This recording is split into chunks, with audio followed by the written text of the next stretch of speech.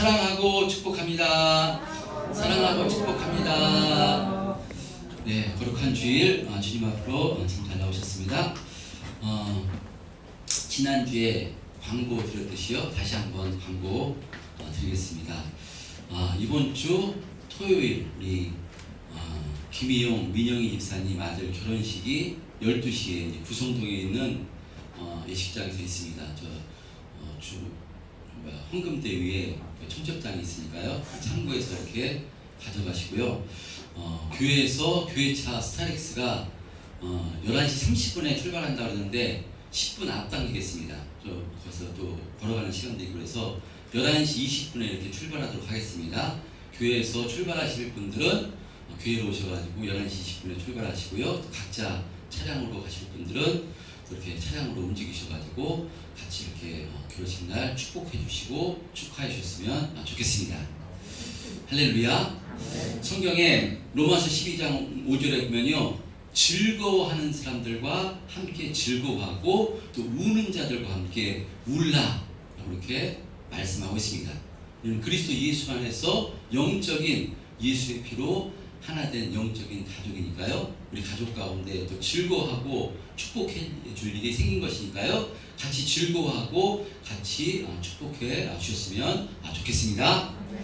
네. 그리고 우리가 매달 마지막 주일은 이렇게 노방 전도하는 시간을 갖는데요.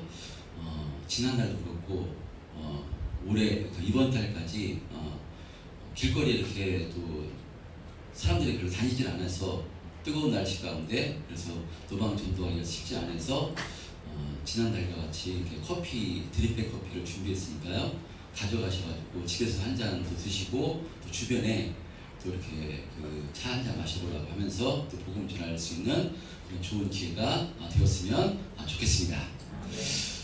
자, 지난주에는 우리 성도님들 가운데 또 코로나 걸리신 분들이 계셔서 마스크를 또 이렇게 쓰고 예배를 드렸는데요, 마스크를 벗고 예배를 드리니까 참 좋습니다. 할렐루야. 어떤 분이 지난주 저한테 말씀을 듣고 그런 얘기를 하더라고요. 이번 주는 발음이 뭔가 꼬이는 것 같고 발음을 흘리시는 것 같고 설교가 어떻게 좀 많이 좀 부족해 보입니다. 지난주는 은혜가 됐는데 이번 주는 좀 은혜가 좀 떨어집니다. 코로나 걸리셔가지고 설교 준비를 많이 안 하신 것 아닌가요? 라고 이렇게 저는 물으시더라고요. 그래서 아닙니다. 나름대로 열심히 했습니다. 근데 마스크를 써서 발음이 좀 그런 것 같습니다. 제가 이렇게 변명을 했습니다. 누가 이와 같은 얘기를 했는가 하면요, 제 딸이. 그래서 그런 얘기를 하길래, 이런 얘기를 또 설교에 대한 이렇게 얘기를 하길래 한편으로는 기뻤습니다. 수련회를 갔다 와가지고 야, 이게 말씀을 듣는 귀가 열렸구나, 하나님 조르마귀를 좀 떠나게 해주셨구나 해서 이렇게 기뻤는데요. 오늘은 또 마스크를 안 쓰고 이렇게 말씀을 또 전하니까 참 좋고요. 힘있게 말씀을 증거하고자 하니까 은혜 받으시는 귀한 시간 되었으면 좋겠습니다. 자, 오늘 본문의 말씀은 계속해서 우리가 이어지는 사도행전 말씀인데요, 오늘 말씀은 사도행전 가운데 사도 바울이 바나바가 1차 전도 여행을 마무리하는 그런 말씀의 내용입니다. 사도 바울이 수리아 안디옥 교회에서 성령께 붙들려서, 우리 목사님 한번 화면 좀 띄워주세요. 사도 바울이 1차 전도여행을 떠나는데요, 어디서 출발했는가 하면 안디옥이라는 수리아 안디옥에서 이렇게 성령께서 바울과 바나바를 지목해서 이렇게 전도자로 이렇게 부르셔서 떠나십니다. 그래서 실루기아에서 배 타고 여기 이 섬 구브로 섬에 도착합니다. 그래서 구브로 섬은 어딘가 하면요, 바나바의 고향입니다. 그래서 살라미와 바보에서 복음을 전하고 사도 바울이 배 타고 어디를 가는가 하면요, 이 해안지대, 이 버가라고 하는 이 해안지대에 도착합니다. 그래서 버가에서 큰 도시였기 때문에 여기서 사도 바울과 바나바가 복음을 증거하길 원했는데요, 뜻밖에도 성경은 거기서 복음 전했다는 내용이 없고요, 사도 바울이 어디로 가게 되는가 하면요, 이 안디옥, 피시디아 안디옥입니다. 비시디아 안디옥으로 가게 되는데요. 성경학자들은 왜 버가에서 말씀을 증거하지 않고 비시디아 안디옥으로 갔는가? 이 해안지대인 버가에서 바울이요 풍토병 말라리아가 걸려서 이 해안지대와는 반대 지형인 산악지대에 있는 비시디아 안디옥으로 와서 복음을 증거했다라고 이렇게 예상하고 있습니다.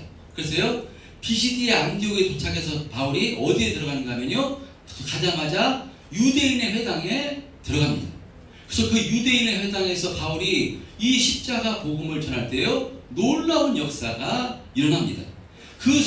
바울의 설교를 들은 비시디아 안디옥 그 회당의 유대인들과 또 유대교에 입교한 그 이방인들이요 다음 안식일에도 이 복음을 똑같이 전해달라 라고 이렇게 원하고요.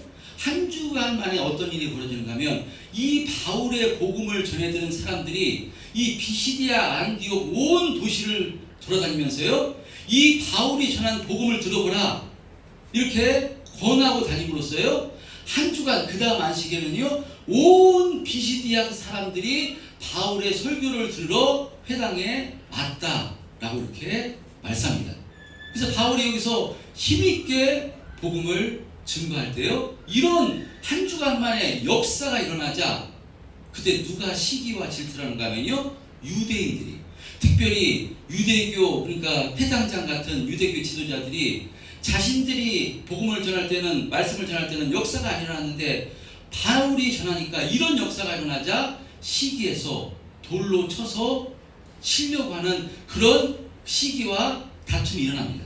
그러자 바울과 바나바가요 팔에 티끌을 떨어버리고 어디로 가는가 하면요 이고니온 지방으로 가서 또 복음을 전합니다. 그래서 이고니온에서 복음을 전할 때 이곳에도 정말 하나님을 믿는 예수님을 믿는 그런 능력의 역사가 일어나는데요. 여기서도 마찬가지로 비시디아 안디옥과 마찬가지로요 유대인 무리들이 이방인들을 이렇게 선동해가지고요 여기서도 바울과 바나바를 핍박합니다. 그래서 오래 있어 복음을 전했는데 계속해서 믿는 사람도 있고 안 믿는 사람도 있었지만 또 핍박을 하니까요 바울이 바나바가 어디로 가는가 하면 그 옆에 루스드라 이렇게 갑니다. 근데 이 루스드라 지난 주일에 그 말씀을 드렸습니다. 기억 한번 해보자고 말씀을 드렸습니다. 왜냐면요 이 바울이 이제 복음을 전하는데 가는 곳마다 회당에 들어갔습니다. 유대인들을 훔쳐 복음을 전하기 위해서 회당에 들어갔는데 이 루스드라에서는 회당에 들어갔다는 기록이 없습니다.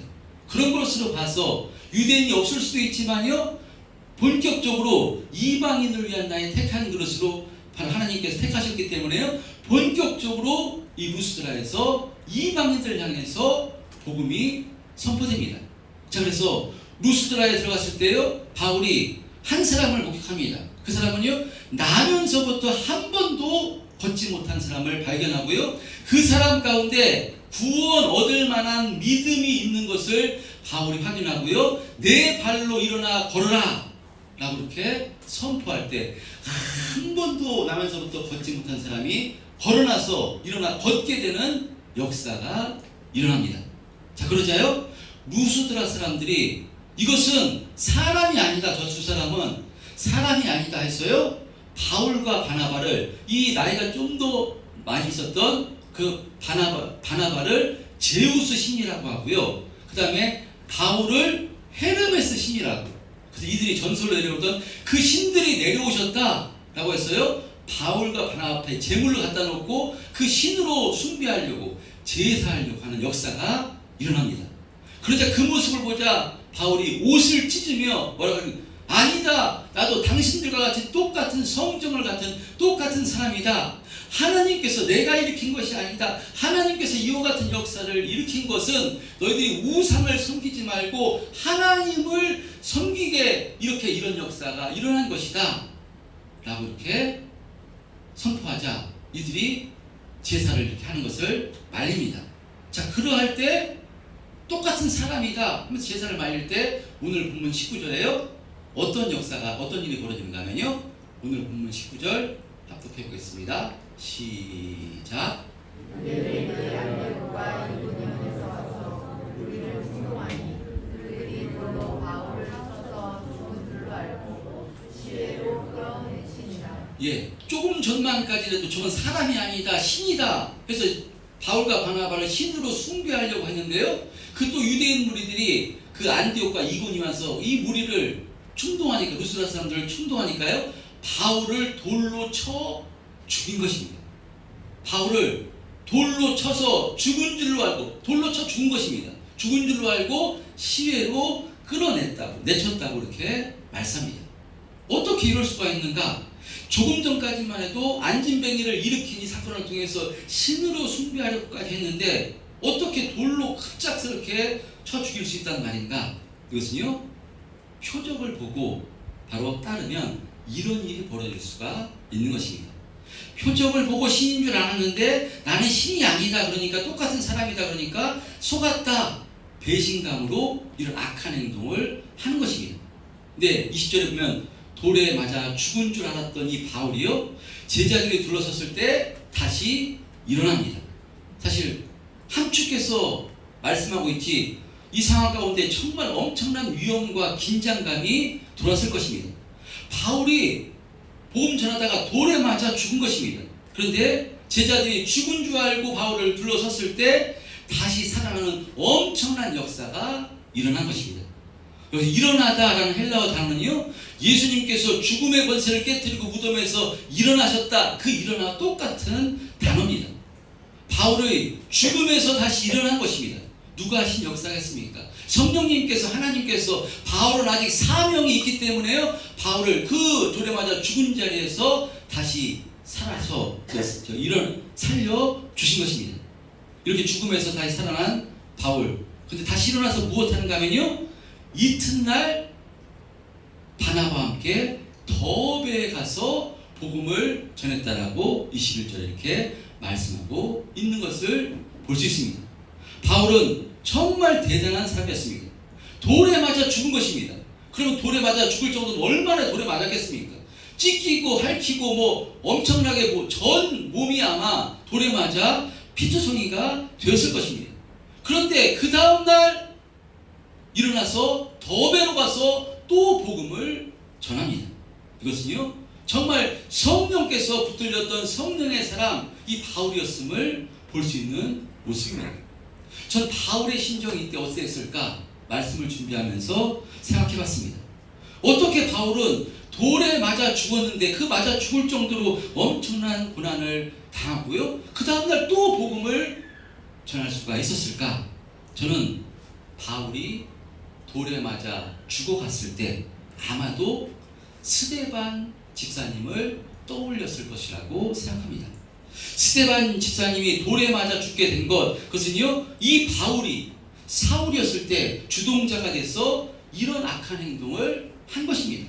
그러므로 바울이 돌에 맞아 머리통이 깨지고 온몸에 그냥 그 상처가 될 때 몸이 깨지고 찢겨지는 고통 가운데, 아, 스데반 집사님도 이런 고통이었구나, 이렇게 압박했구나 하면서 스데반 집사님을 생각하며 정신을 잃었을 것입니다. 그런데 스데반 집사님은 죽었지만 바울은 다시 살아난 것입니다. 그래서 바울은요, 자신의 고백대로 빚 갚는 심정으로, 빚을 졌기 때문에, 복음의 빚을 졌고 스데반 집사님에게 빚을 졌기 때문에 빚 갚는 심정으로 하루도 머무를 수가 없고요, 그 다음날 그 깨진 몸을 가지고 더베에 가서 이렇게 복음을 증거한 것입니다. 그래서 이 더베에서요, 또 많은 사람들을 또 제자로 삼았음을 보게 됩니다. 자, 이렇게 사도 바울과 바나바는요, 이 더베에서 마지막으로 1차 전도 여행을 하고요, 그는 다시 그를 파송했던 바로 이 수리아 안디옥으로 되돌아오는 모습이 오늘 본문 21절에서부터 28절 말씀에 기록하고 있습니다. 자, 바울이 선교 1차 선교 여행을 어떻게 마무리하는가, 우리 다시 한번 지도를 보면서 살펴보도록 하겠습니다. 자, 사도 바울이 지금 더베에서 마지막 복음을 전하고 이제 자신이 선교사로 떠났던 이 안디옥, 이 수리아 안디옥으로 이렇게 돌아오게 되는 것입니다. 자, 그렇다면 어떤 방법으로 돌아오는 것이 가장 편한 방법인가? 지금 이 더베에서요, 이 안디옥으로 올라오면 그냥 육로로 걸어서 오게 됩니다. 그리고 가면서 이 길리기아 지방의 이 다소라는 지방이요, 사도 바울의 고향입니다. 그러니까 걸어서 가면서 가까운 거리 걸어서 가면서 고향집에 들려서 친척들 가까운 사람들 만나서 하루 휴식도 취하고 걸어서 가는 길이 훨씬 빠른 길입니다. 그렇게 간다면 얼마나 좋은 길입니까? 그런데 바울은 지금 빨간 줄로 표시되어 있듯이요, 그렇게 가지 않습니다.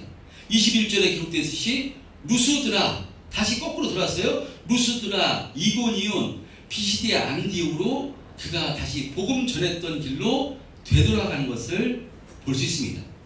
왜 되돌아가겠습니까? 자신이 복음 전에 세워진 교회와 성도들이 신앙생활 잘하고 있는가, 믿음으로 이기고 승리하는 삶을 살고 있는가 궁금해서 그들을 만나서 격려하기 위해서 지금 다시 되돌아간 것입니다. 그래서 바울은요, 루스드라, 이고니온, 비시디아 안디옥이로 해서 복음을 통해서 제자된 이들에게 무엇이라고 권면하는가 하면요, 오늘 본문 22절에 바울이 이들에게 뭐라고 권면하는가 하면, 시작, 제자들의 마음을 굳게 하여 이 믿음에 머물러 있으라 권하고, 또 우리가 하나님의 나라에 들어가려면 많은 환난을 겪어야 할 것이라 하고, 예, 이렇게 바울은 제자들에게 마음을 굳게 하여 이 모든 이 믿음에 머물러 있으라고 권하면서요, 그 하나님의 나라에 들어가려면 많은 환난을 겪어야 될 것이다 라고 지금 권면했던 것입니다.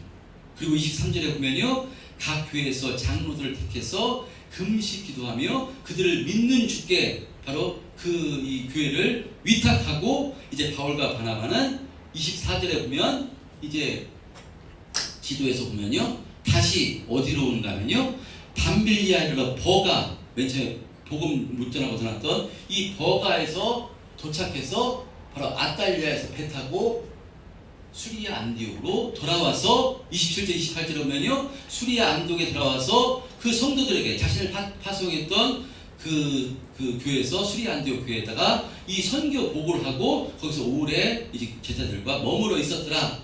이렇게 1차 전도여행을 마무리하고 있는 것입니다. 자, 이것이 사도 바울의 1차 전도여행의 마무리인데요. 자, 그러면 사도 바울은 1차 전도여행을 마무리하고 안디옥 교회로 돌아온 것인데, 근데 살펴봤던 것처럼 바울은 왜 쉽게 올 수 있는 길을 내버려 두고 거꾸로 복음 전했던 그 길을 방문하면서 아탈리아에 배 타고 안디옥에 오게 된 것인가? 우리가 이 지역 루스드라, 이고니온, 비시디아 안디옥, 어떤 도시였습니까? 이 도시는요, 살펴봤던 것처럼 서두에 말씀드린 것처럼 바울이 복음 전할 때 수많은 핍박이 있었습니다. 돌로 쳐 죽이려고 했었고요, 루스드라에서는 진짜 돌로 쳐 죽인 것입니다. 이곳에 바울이 다시 간다는 것은 생명을 걸고 간 것입니다. 바울을 죽이려던 사람들이 있기 때문에 되돌아간다는 것은요, 생명을 걸고 여기에 간 것입니다. 루스드라, 바울이 신이라고 해서 신으로 이렇게 숭배하려고 아니라고 해서 돌로 쳐 죽인 것입니다. 그런데 바울이 이 길을 다시 걷고 있는 것입니다. 어떻게 이럴 수 있는가? 저는 22절 말씀을 통해서 사도 바울이 어떠한 마음을 가지고 이 길을 걸었는가 조금이라도 짐작할 수 있을 것 같습니다. 22절, 바울이 루스드라, 이고니온, 비시디아 안디옥의 제자들에게 어떤 말을 했는가 하면요, 마음을 굳게 하여 이 믿음에 머물러 있으라 권하고, 또 이들에게 어떤 말을 했는가 하면요, 하나님의 나라에 들어가면 많은 환난을 겪어야 될 것이라 라고 지금 권면을 했습니다. 저는 이 말씀이 저와 여러분들에게 주시는 말씀으로 받았으면 좋겠습니다.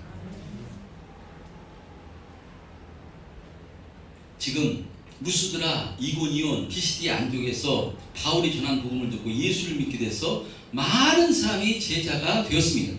그렇다면 이 제자들이 이곳에서 제자로 살아가는 삶을 어떠하겠습니까? 바울을 돌로 쳐 죽이려 했기 때문에요, 이 바울의 제자가 됐기 때문에 이들도 엄청난 핍박과 박해를 받았을 것입니다. 또 가치관이 로마의 가치관입니다. 세상 가치관에서 예수를 믿고 살아가는 삶, 그때 얼마나 환난과 고난이 있었겠습니까? 이것은 삶을 어쩌면 참 포기하고 해야 되는 그런 정상적인 생활이 아니었을 것입니다. 그런 가운데 바울은 뭐라고 얘기하냐면요, 하나님의 나라에 들어가려면 많은 환난을 겪어야 될 것이다 라고 말씀합니다.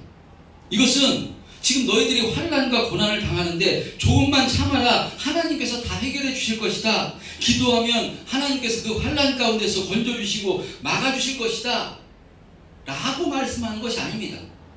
하나님의 나라에 들어가려면 많은 환난을 겪을 것이다, 겪어라 라고 지금 말씀하고 있는 것입니다. 이런 위로의 메시지가 아니라요, 감당하라고 지금 말씀하고 있는 것입니다. 그런데 우리가 처음 무엇 때문에 교회에 나오게 되었고 무엇 때문에 우리가 예수를 믿는 것입니까? 많은 사람들이 환난과 고난, 어려움 때문에 처음 교회에 나오게 되고요, 이 환난과 고난과 어려움을 해결받고자 예수를 믿게 된 건 아니겠습니까? 그리고 많은 사람들이요, 예수를 믿고도 계속해서 무엇 때문에 신앙생활을 열심히 하는가 하면요, 환난과 고난과 어려움을 이기고 행복하기 위해서, 평안하기 위해서, 그래서 교회에 나오고 열심히 신앙생활을 합니다. 그래서 성경은 뭐라고 지금 말씀하는가 하면요, 예수를 믿으면 우리 가운데 환난과 고난과 시험이 계속해서 있을 것이고 그 환난을 겪게 될 것이라고 지금 말씀하고 있습니다. 아니 뭐야? 환난과 고난과 시험, 이 어려움, 좌절, 낭망 이런 것 해결받기 위해서 예수를 믿는 것인데, 하나님 믿으려고 하는 것인데, 예수를 믿어도 이런 환난과 시험, 고난이 계속 있는 것이라면 예수 믿을 필요가 무엇이야? 이러려고 예수 믿는 것이야? 이런 핍박과 어려움이 계속 있다면 예수 믿을 의미가 무엇이야? 라는 생각이 들 수가 있는 것입니다. 여러분, 그런 의미에서 예수 믿는 우리들이 이 땅에서 당하는 환난과 고난과 이 시험, 이것이 어떤 의미인가 우리가 아는 것이 너무나도 중요합니다. 할렐루야. 신앙은요, 해석입니다. 그 환난과 고난과 시험, 어려움을 어떻게 해석해서 어떻게 받아들이냐, 그래서 그것을 잘 믿음으로 받아들여야지 그런 환난을 견디고 이기고 승리하는 삶을 살 수가 있는 것입니다. 그래서요, 야고보 사도는 제자들이 당하는 이런 환난과 고난과 같은 이 시험 어떻게 하라고 말씀하는가 하면요, 야고보서 1장 2절에 보면요, 이렇게 말씀합니다. 시작. 내 형제들아, 너희가 여러 가지 시험을 당하거든 온전히 기쁘게 여기라. 야고보 사도는요, 시험을 만나거든, 환난과 고난 같은 시험을 만나거든 온전히 기쁘게 여기라고 말씀합니다. 아니, 환난과 고난과 시험을 바로 막아주시고 해결해 주셔야지 기쁜 것이지, 그 당하면 기뻐하라니, 이게 무슨 말씀인가? 여러분, 무슨 말씀이겠습니까? 이것은요, 우리가 왜 우리가 하나님의 자녀가 되었기 때문에, 당하는 시험이기 때문에 하나님의 자녀가 되었다는 존재 자체로 기뻐하라는 그런 말씀입니다. 여러분, 하나님, 전능하신 하나님인데 왜 하나님께서는 당신의 예수의 피값으로 자녀된 우리들에게 그 환난과 고난을 막아주시고 없애주시고 아예 사라지게 해주시기, 왜 그것을 당하게 그냥 내버려 두시게 하시고 감당케 하시는가 하는 것입니다. 여기에 대해서 야고보 사도는요, 야고보서 1장 3절 4절에 이렇게 말씀합니다. 한번 합독해 보겠습니다. 시작.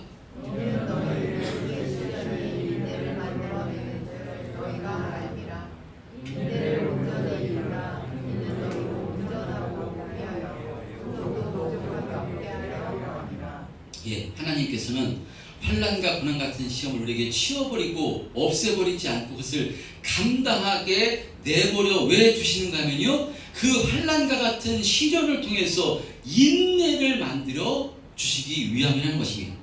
끝까지 견디는 자는 구원을 얻으리라. 이 끝까지 하나님을 의지해서 견디는 믿음을 세워주시기 위해서 이런 환난과 고난을 통해서 하나님께서 우리를 훈련시킨다는 그런 말씀입니다. 이것은 환난과 고난 같은 시험을 당해야 구원받고 온전해져서 하나님 나라 백성이 된다는 그런 의미가 아닙니다. 이 환난과 고난은요, 누가 당하는 것인가 하면요, 예수 믿는 사람들이 당하는 환난과 고난과 시험을 의미합니다. 그러니까 복음을 통해서 예수의 피값으로 하나님의 자녀가 되었기 때문에 하나님의 자녀는요, 이 땅에서 환난과 고난과 이런 시련이 있다는 것입니다. 왜냐? 그것을 통해서 인내를 만들어주고요, 더 하나님을 의지하고 하나님께 소망을 두는 믿음을 세워주시기 위해서, 어떤 상황 가운데서 흔들리지 않는 믿음, 정금 같은 신앙으로 만들어주시기 위해서 이런 고난과 시련을 허락해 주신다고 말씀합니다. 그런 의미에서 히브리서 12장에 보면요, 환난과 고난, 시험에 대해서 아주 잘 설명해 주는 말씀이 있습니다.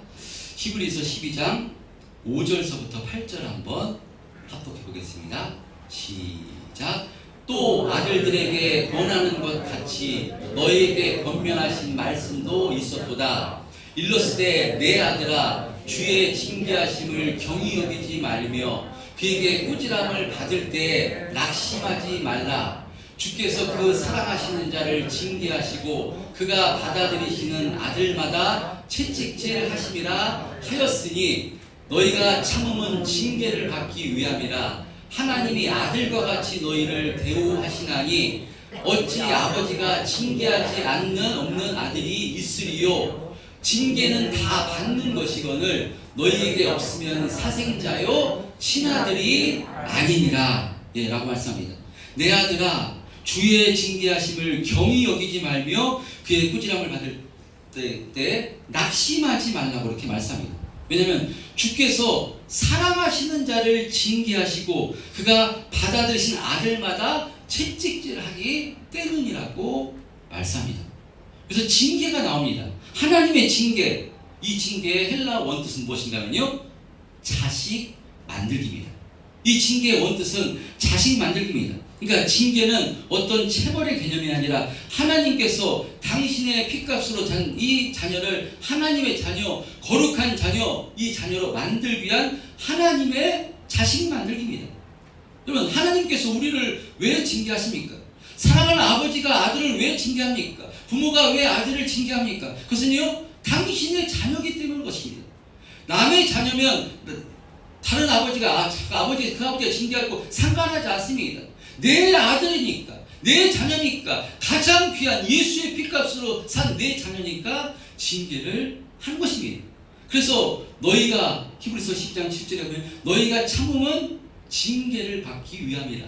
하나님이 아들과 같이 너희를 대우하시나니, 그러니까 어찌 아버지가 징계하지 않는 아들이 있으리요. 징계는 다 받는 것이거늘 너희에게 없으면 사생자여 친아들이 아니라고 말씀합니다. 우리가 어떤 존재겠습니까?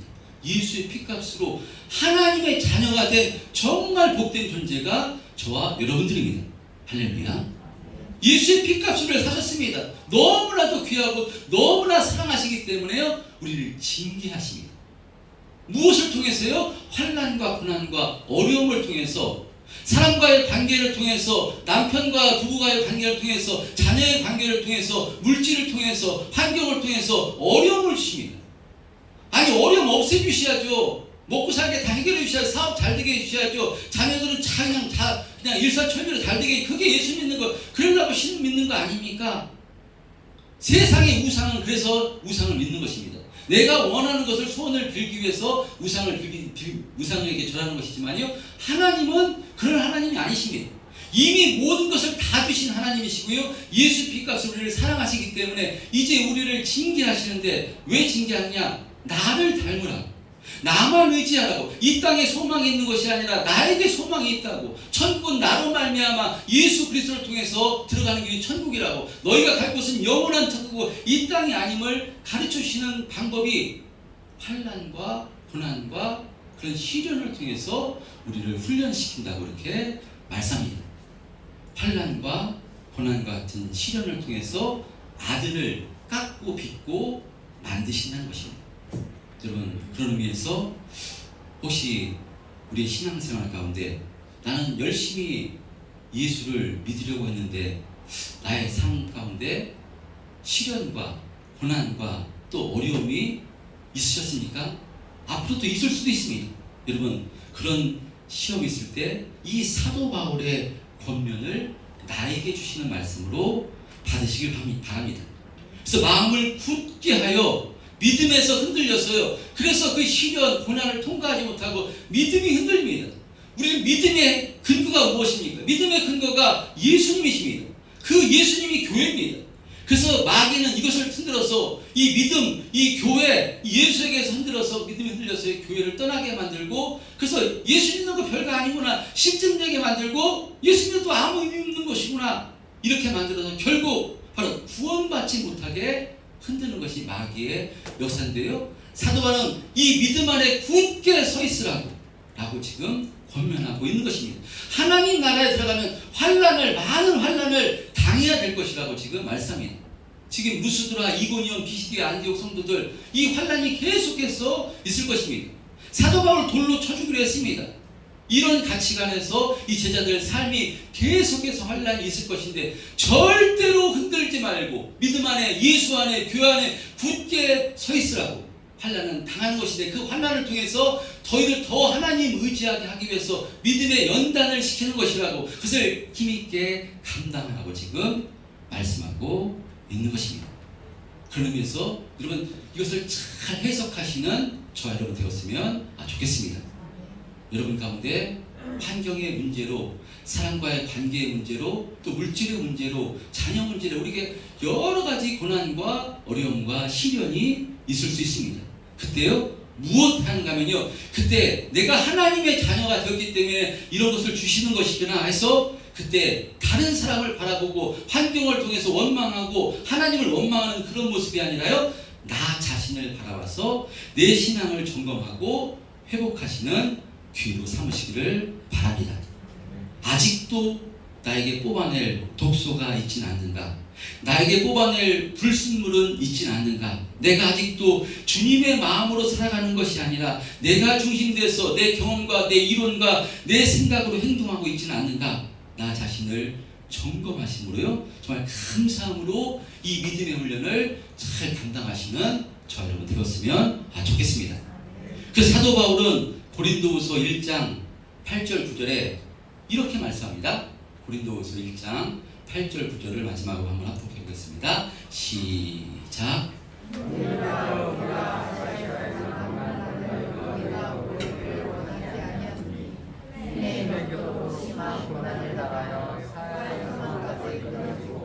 우리는 우리 자신이 사형 선고를 받은 줄 알았으니 이는 우리로 자기를 의지하지 말고 오직 죽은 자를 다시 살리시는 하나님만 의지하게 하십니다. 하나님만 의지하게 하십니다. 사도 바울이 몇 번을 죽을 고비를 넘기고요, 엄청난 배고픔과 굶주림과 어떤 고난을 엄청난 받았는데 이것을 통해서 바로 하나님만 의지하게 하는 신앙이, 정금 같은 신앙이 바울을 통해서 세워지게 된 것입니다. 우리가 하나님의 자녀가 되었습니다. 여러분, 신분이 바뀌어진 건 죄인에서 의인이 되었습니다. 여러분, 기업도 회사도 자녀들에게 그 회사의 기업을 물려주려고 하면요, 자녀한테 금방 물려주지 않습니다. 자녀에게 훈련을 시킵니다. 자녀에게 그 자격에, 그 사장의 자격에 될 만한, 그 기업체를 운영할 만한 그런 자격을 갖추도록 밑에서부터 훈련을 시키고요, 어려운 훈련을 통과시켜서 그 아버지가요, 부모가 그렇게 시켜서 자녀에게 물려줍니다. 왜 그렇겠습니까? 그냥 물려주면 조금 있으면 말아먹을 거 뻔하기 때문에, 준비가 안 됐는데 줄 수가 없기 때문에요, 이렇게 훈련을 시키듯이 하나님 아버지도요, 이렇게 우리를 훈련시킵니다. 영원한 나라 천국에 들어갈 그 하나님 자녀로서 이 땅의 가치관이 아니라 오직 모든 게 하나님께 있음을, 하나님께 소망을 두는 그 믿음으로, 하나님만 의지하는 신앙으로 세워주시기 위해서, 그래서 이 땅에서 빛과 소금의 역할을 감당하며 이 땅에서 악한 마귀가 교묘하게 환경을 통해서 천국 가는 그날까지 계속 흔들 것입니다. 지금도 처처의 기근이고요, 환란이고요, 산불이고요, 오늘 우리가 듣는 소식은요, 누가 막 사람을 죽이고요, 정말 우리가 근심, 걱정, 염려할 수밖에 없는 삶 속에 살 수 있습니다. 그런 가운데 예수 믿는 사람들은 거기에 흔들리지 않고 어떻게 평안할 수 있는가? 여러분, 예수 믿는 사람은 하나님을 의지하기 때문에 평안합니다. 우리의 결승점은 이미 영원한 천국으로 정해져 있기 때문에 우리가 평안합니다. 그래서 그 가운데 이런 흔들리지 않는 믿음을 허락해 주시려고 우리에게 믿음을, 그래서 욥기에 정의가 겁니다. 왜 욥을, 의로운 욥을 왜 그렇게 어려움을 주셨겠습니까? 정금 같은 신앙으로 하나님께서 깎고 빚으시기 위해서 어려움을 주신 것입니다. 우리가 하나님의 자녀 닮아가기 위해서, 하나님의 성품을 닮아가기 위해서, 그래서 이미 소속은, 모양은, 겉모습은, 소속은 죄인에서 의인으로 소속 옮겨졌지만요, 여전히 그 속에서는 죄가 주장하고요, 내가 주인이고요, 내가 주인이 아니라 예수님이 주인입니다. 예수님이 우리 주인인데 여전히 사는 것은 내가 주인 돼서 내 가치관으로, 내 생각으로 살아가는 것이 우리이기 때문에 이것을 하나님만 바라보고 예수님이 주인 된 삶으로, 그런 믿음으로 세워주시기 위해서 자식 만들기 훈련을 시키는데, 그 훈련 그냥 내버려둬도 훈련이 되느냐? 훈련이 안 됩니다. 그래서 부모님들이 학교에 보내는 이유, 배 아프다고 학교 안 가는 것도요, 그냥 가라고, 가면 낫는다고. 그래서 훈련을 가다 보면 또 적응되고, 근데 조금 하다 보면 너 하기 싫으면 하지 마, 안 해도 돼, 배고프면 그냥 다 사주고. 그것이 아니라요, 어떤 거는 굶기도 하고요, 뭐 하지 않았으면 밥도 안 주고요, 하는 이유가 무엇이겠습니까? 그 자식을 만들기 위해서, 훌륭한 자식을 만들기 위해서, 너 스스로도 이 땅에서 힘있게 살아갈 수 있는 자식을 만들기 위해서. 부모가 그러듯이 하나님도 우리가 그냥 되지 않고요, 우리가 언제 하나님 앞에 엎드립니까? 언제 하나님 불쌍히 여겨주옵소서, 은혜를 베풀어 주옵소서 기도합니까? 어려움이 있을 때, 고난이 있을 때 무릎 꿇기 때문에요. 그것을 통해서 응답해 주심으로, 아, 소망이 하나님께 있구나, 하나님만 의지하기 위해서 이런 방법을 하나님께서 환난과 고난과 시련이라는 방법을 통해서 우리를 훈련시키고 계시는 것입니다. 할렐루야.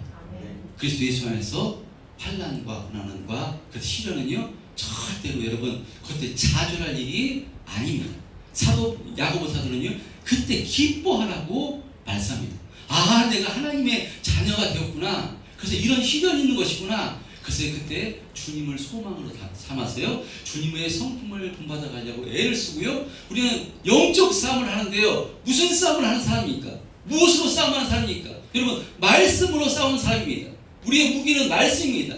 말씀인데, 말씀, 예수님, 그 말씀이 뭐라고 말씀하는가 하면요, 예수님께서 원수를 용서하라고 말씀하고요, 사랑하라고 말씀합니다. 우리가 무슨 싸움을 싸웁니까? 사랑하는 싸움을 싸운 것입니다. 사랑할 수 없는 사람이 모인 것이 교회입니다. 세상 사랑할 수 없습니다. 그런데 그 가운데 사랑하는 이 영적 하나님 말씀을 가지고 사랑하는 훈련을 싸운 것입니다. 그 훈련할 때 참 힘듭니다. 그만두고 싶습니다. 꼴도 보기 싫습니다. 그런데 거기서 흔들려서 믿음에 떠나버리면요, 지는 것입니다. 마귀에게. 거기서 믿음에 굳게 서서 사랑하는 훈련을 하는 것입니다. 부부간에 또 어떻게 다 만족하겠습니까? 내 남편이 사랑해서 만났지만 어떻게 다 좋겠습니까? 내 편이 어떻게 다 좋겠습니까? 그럴 때 무엇하는가 하면 내 영적 무기가 말씀이니까 말씀으로 그 남편을 바로 내가 먼저 사랑하는 것이고요, 내가 먼저 말씀으로 섬기는 것이고요, 돕는 배필이니까요, 내가 나를 사랑해달라는 것이 아니라 내가 먼저 사랑하기를 힘쓰고요, 용서하기를 힘쓰는 것, 가정에서부터, 교회에서부터 이 사랑의 훈련을 힘있게 감당하려고 어려움을 주시고, 그런 남편을 만나게 해주시고, 아내를 만나게 해주시고, 교인을 만나게 해주시고, 만나게 해주신 줄 믿습니다. 이 영적 싸움에 힘있게 감당하심으로 정금 같은 신앙으로 세워져서 정말 하나님께 영광을 올리시고 이 땅에서 승리하는 신앙생활 하시는 우리 참된 평화교회 성도님들 다 되시기를 주님의 이름으로 축원드립니다.